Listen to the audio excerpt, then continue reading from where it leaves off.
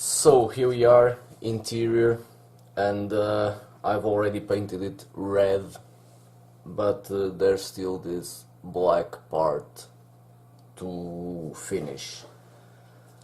What happens? I've seen on the internet that this part might be some naked black plastic, I don't know exactly which material, or it can be carpeted, because one of the pictures I saw, the car had carpet on the black part.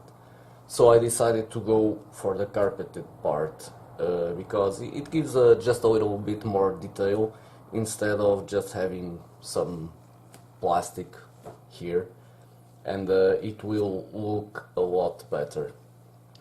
You can say it's unrealistic because there's at least one of these cars which is carpeted in here. Well, unless it caught fire and it no longer exists. But here it is. I'm going to apply now the carpet for this front black part. So let's get to it.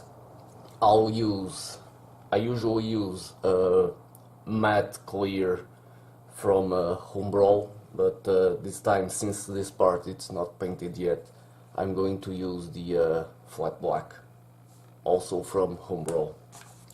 For the carpet itself, I'm going to use Zero Design's walking powder, which is very good and very easy to apply, and gives a really nice look at the end.